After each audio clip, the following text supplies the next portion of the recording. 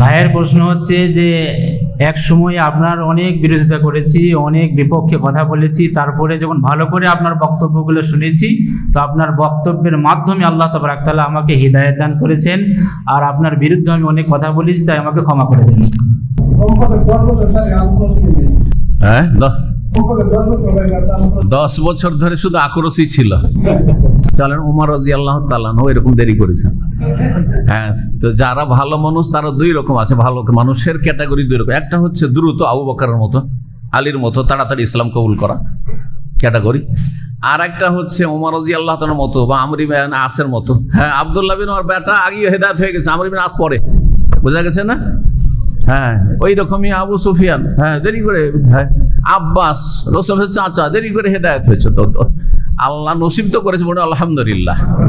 বললেন যে আপনাকে আল্লাহর জন্য ভালোবাসে, এই ক্ষেত্রে দোয়া নবী সাল্লাল্লাহু আলাইহি ওয়াসাল্লাম আহাব্বাকাল্লাহুল্লাযী আহাব্বাতানি লিআজালি মালাহু। যেই জন্য, যেই স্বার্থে আপনি আমাকে ভালোবাসেন, সেই স্বার্থের জন্য আল্লাহ আপনাকে, মানে আল্লাহর দিনের জন্য ভালোবাসেন, আল্লাহর দিনের জন্য, দুনিয়ার কোনো গরজ নেই, আল্লাহ যেন আপনাকে ভালোবাসেন। আর হেদায়েত ক্ষমা চাওয়ার বিষয়টি আমি আগেই মানে আম ঘোষণা অনেক আগে থেকে করা আছে। কেউ যদি হেদায়েত হয়ে যায় তো ওকে মাফ করা আছে।